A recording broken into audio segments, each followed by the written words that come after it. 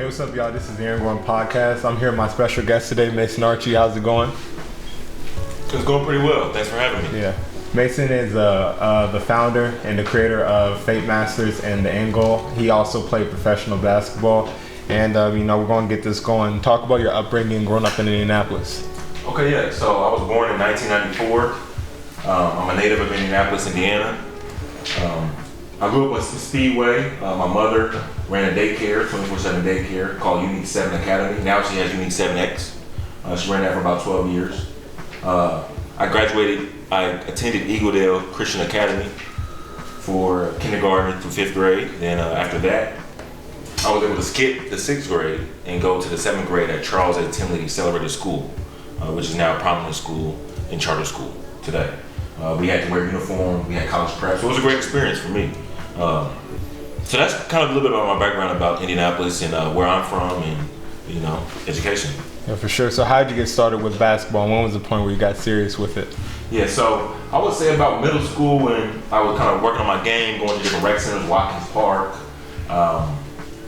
Washington Park, just at my high school. And about 7th grade, 8th grade, when I started getting competitive and learning how to actually play by the playbook and different things like that, that's when I decided that, this is something that I really want to pursue at a collegiate level and then on to a professional level.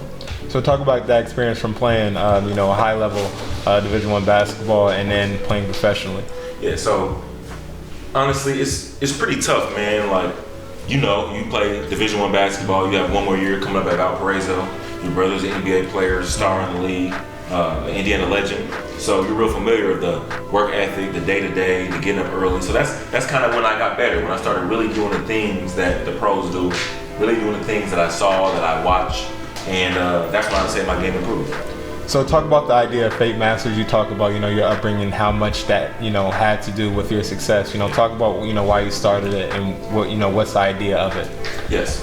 So Fate Masters is my nonprofit. This was a dream of mine since middle school. I would always tell my friends about it. I actually did a senior capstone in high school for what I wanted to do. I wanted to start a financial literacy course. So now, almost 10 years later, I've been able to do that. My nonprofit is very successful. We have programs. We're expanding into Gary, expanding into different cities as well. Our marquee program is at Ignite Achievement Academy. Ignite is located in a food desert, one of the biggest in Indianapolis, 46208 zip code. And at Ignite, we're trying to invoke change, teach education, different things like that. I know that you're big on that, your family's big on that, you're a great student. So, this is my passion.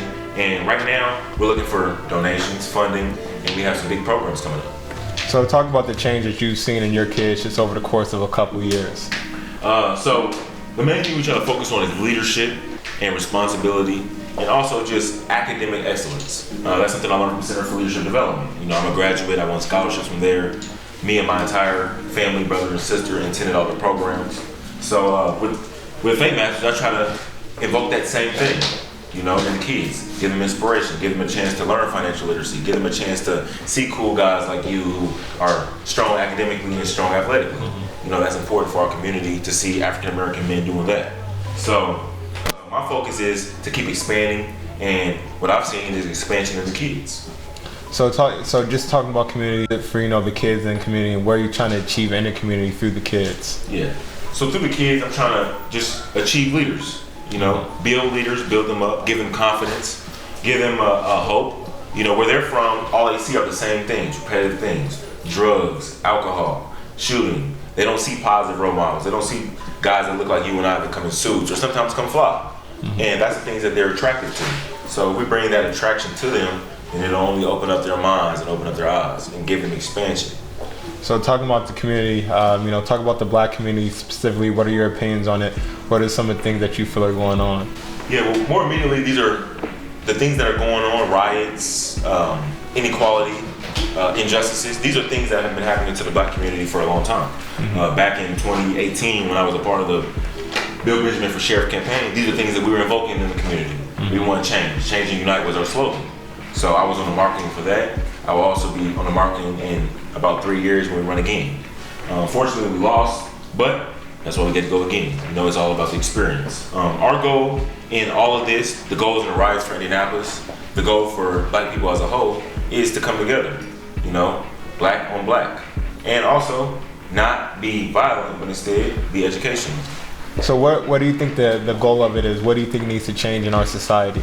Now, I wouldn't say it's necessarily anything that we can change because it's all systematic. All we can do is be the best that we can do day by day. That's all. So what do you think could change within the Black community in general?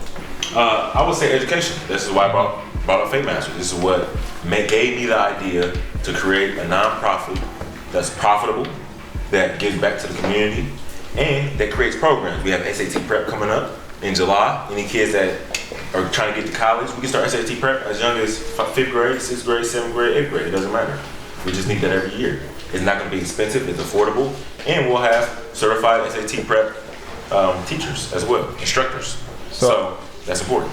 So how important do you think Black culture is in Indianapolis? So I would say Black culture is very important. Indiana is a Republican state. There are many of us. You have Gary, Indiana. You have Indianapolis. You have speckles of Black people all throughout the state. So it's important for us to all stick together. And as a Black community, it's important for us to be educational, like I said again. You know what I mean? The Black community in Indianapolis is strong. We are persistent, and these are things that we have to use to our advantage. As far as just being aware of our surroundings, working together, and making our dollar flip. As you hear all the time, we don't make our dollar flip enough. So talk about the end goal. We're on the conversation of culture. Talk about what it is, where you're trying to achieve, and what are some of the things that you do.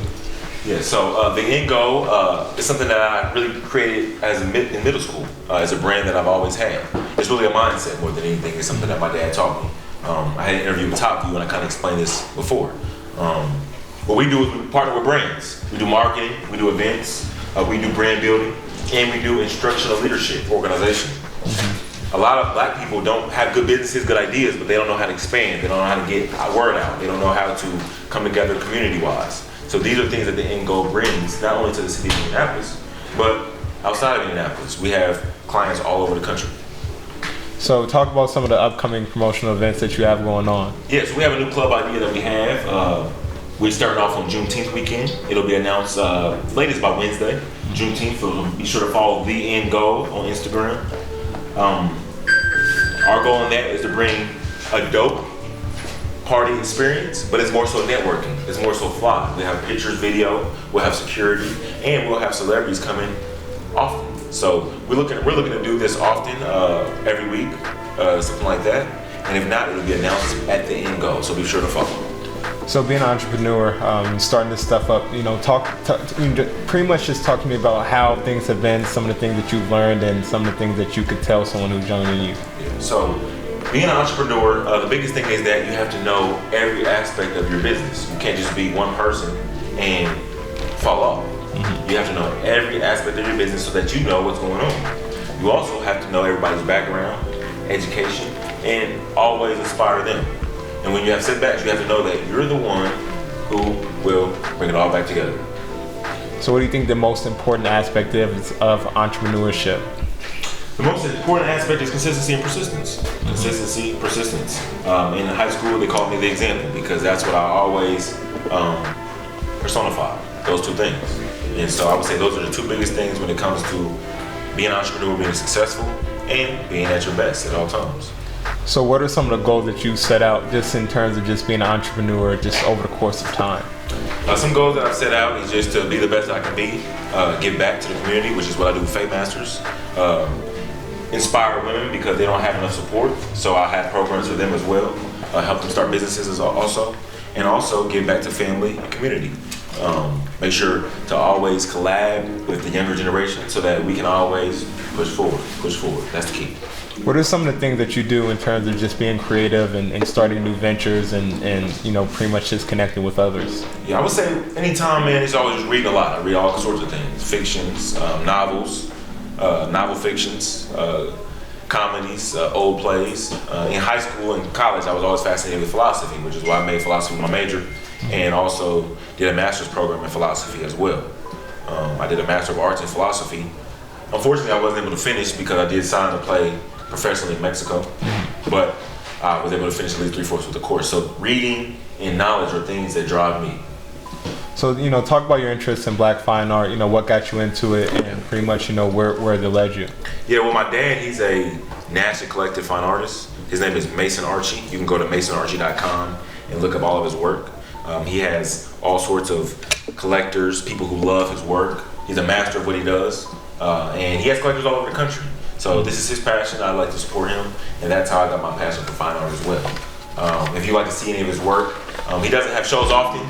We may be having a show in New York that I'm really not supposed to speak about in New York this fall, but if it happens, it happens, and then I'll make sure you have an announcement, and you can go to my Instagram and follow that as well.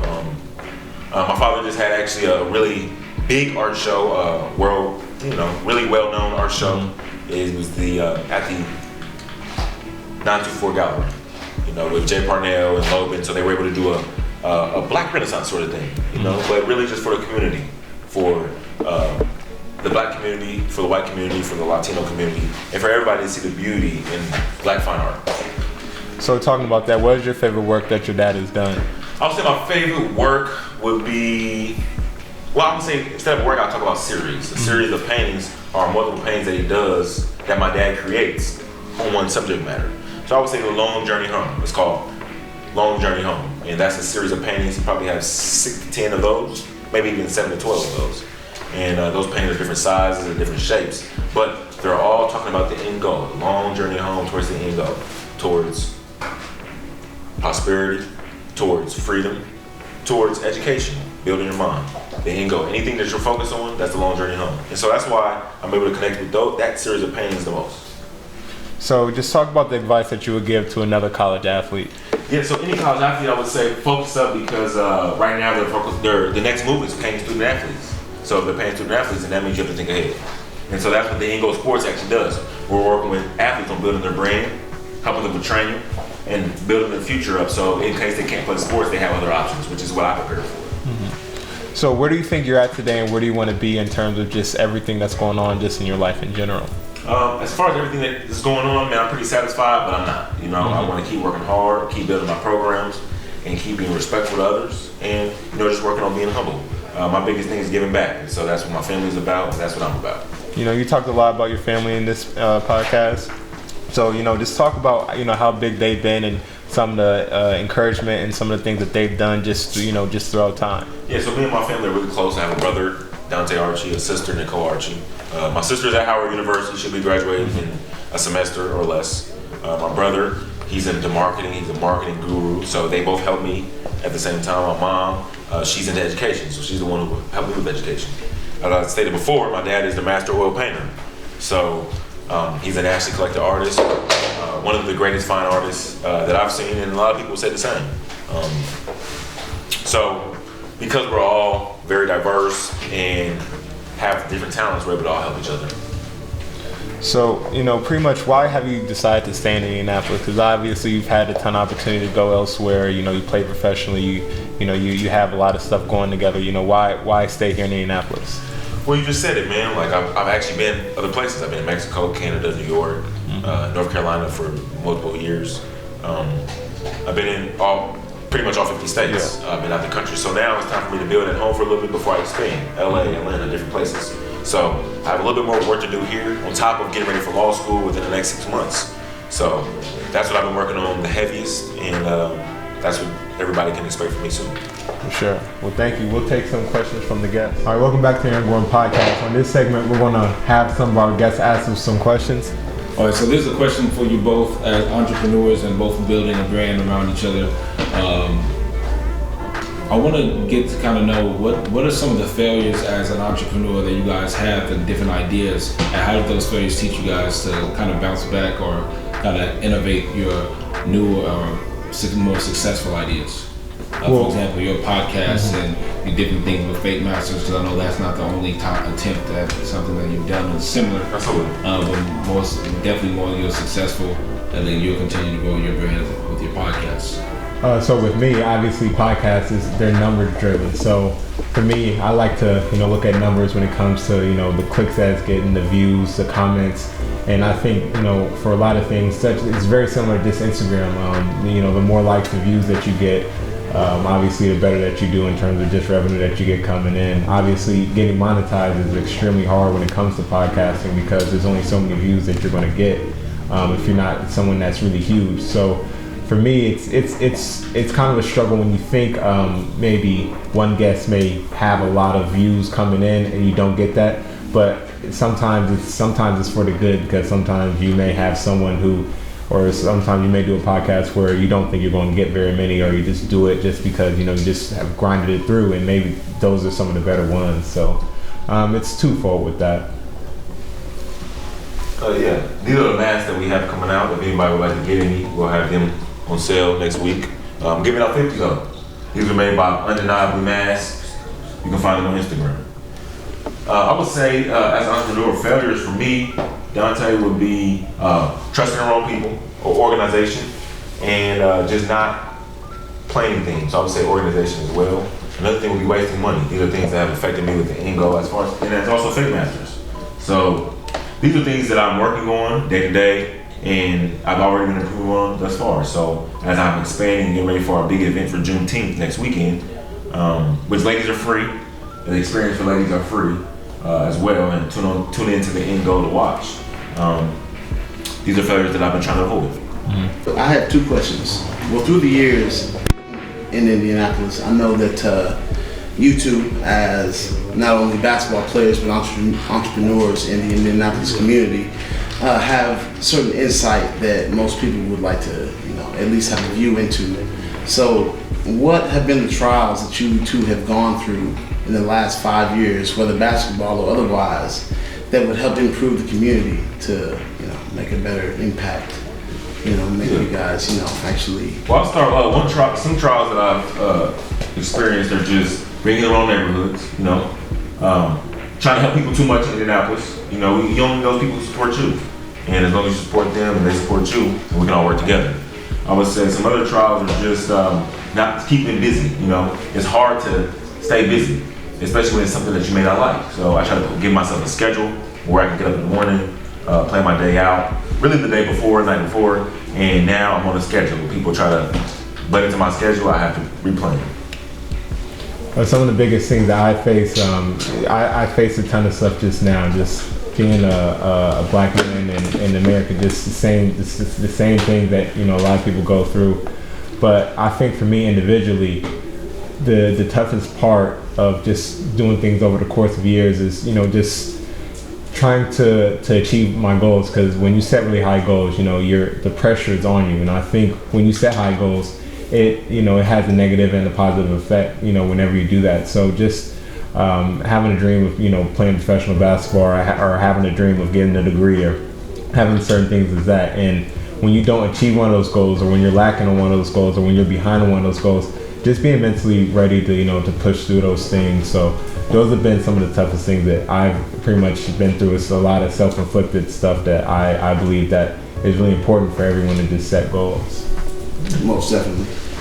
My second question, because you are so influential in the black community here in Indianapolis, I would like to know what goals do you have set for yourself in the next 5 years to help better others that are trying to improve themselves in the community?